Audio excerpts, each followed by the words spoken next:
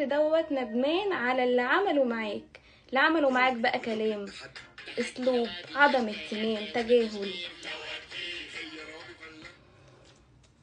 فالشخص ده بيحبك قوي وشايفك ان انت كنت حظ في حياته.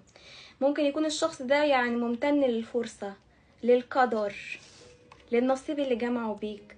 وانا شايفة ان العلاقة دي كان فيها جدا اختلافات. ممكن تكون قابلت الشخص ده لإما في ميديا او عن طريق شغل او عن طريق ممكن حد من اهلك او اصدقائك او صدفة. وغالبا دي صدفة الطاقة دي، لان الويل اوف فورشن دي قدر، دي صدفة ميديا، عمل، حاجة غير متوقعة.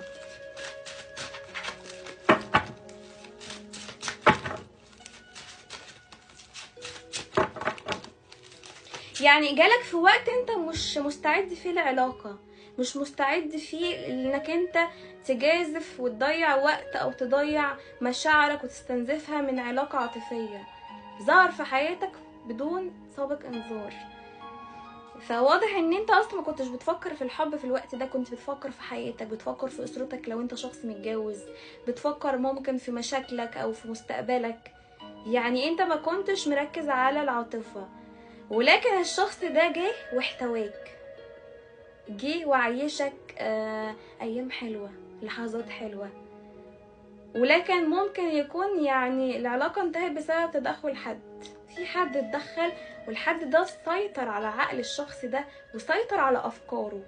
ممكن يكون الحد ده زي ما قلت لك اهل، صديق، ناس اتكلمت عليك، في حد خلى الشخص ده يبتعد عنك ويتغير عنك 1,000,000%. لان انا شايفه ان الشخص ده قاعد ندمان عليك وقاعد بيفكر فيك ان انت كنت شخص كويس جدا. بالعكس، يعني انت عمرك ما كنت وحش معاه. هو شايف ان غلطاته، انت من اخر مره كلمتي فيها الشخص ده اسلوبه ما عجبكش او تجاهلك او رد مش عاجبك، قلت لا. نقطه ونهايه السطر ونبتدي ايه من سطر جديد. فانا شايفه ان الشخص ده فعليا ندم على كل عمايله معاك، شايفه ان هو ناوي فعلا يظهر في حياتك، يكلمك، بيراقبك حاليا جدا. شايفك انك انت بقيت شخصيتك يعني فيها قوة، والقوة دي معناها تنازل. هو شايف طالما بقيت في القوة دي ومصدر الاستغناء ده، يبقى انت اتنزلت. عشان كده شايفه الطاقة من اولها شايفكم ان انتوا عايزين تبعدوا او بالفعل بعدتوا.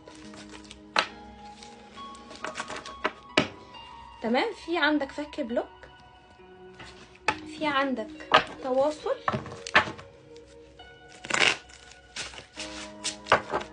تعالى نشوف امتى يتواصل معاك الشخص ده. هل الطاقة قريبة؟ احنا قلنا خطوات يا بنات.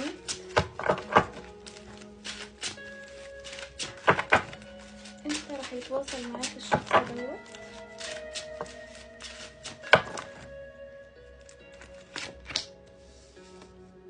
هل هيتواصل الايام دي؟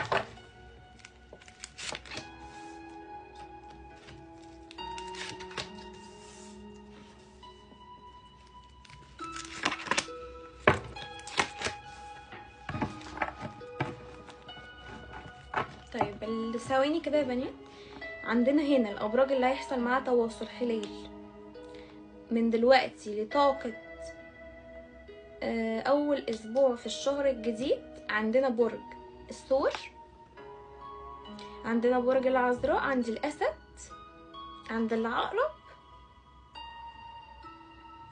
عندي كمان طاقة برج الميزان، وبرج كمان الدلو.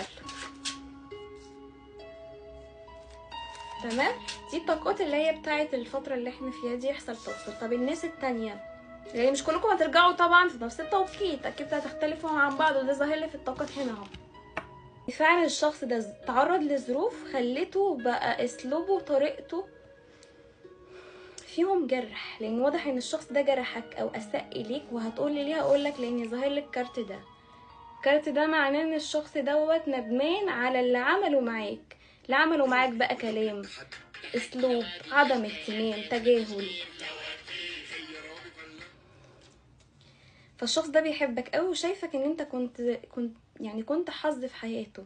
ممكن يكون الشخص ده يعني ممتن للفرصة، للقدر، للنصيب اللي جمعه بيك. وانا شايفه ان العلاقه دي كان فيها جدا اختلافات. ممكن تكون قابلت الشخص ده لا اما في ميديا او عن طريق شغل او عن طريق ممكن حد من اهلك او اصدقائك او صدفه، وغالبا دي صدفه الطاقه دي، لان الويل اوف فورشن دي قدر، دي صدفه، صدفه ميديا، عمل، حاجه غير متوقعه.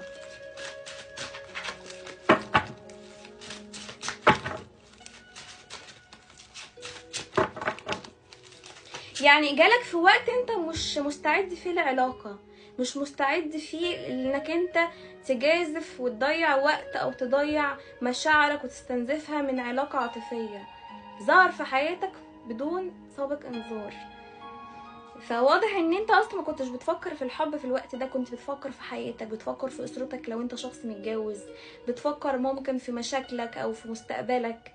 يعني انت ما كنتش مركز على العاطفة. ولكن الشخص ده جه واحتواك، جه وعيشك ايام حلوة، لحظات حلوة. ولكن ممكن يكون يعني العلاقة انتهت بسبب تدخل حد، في حد اتدخل، والحد ده سيطر على عقل الشخص ده وسيطر على افكاره. ممكن يكون الحد ده زي ما قلت لك اهل، صديق، ناس اتكلمت عليك، في حد خلى الشخص ده يبتعد عنك ويتغير عنك 1,000,000%.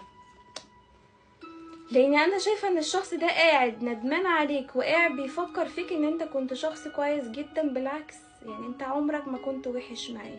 هو شايف ان غلطاته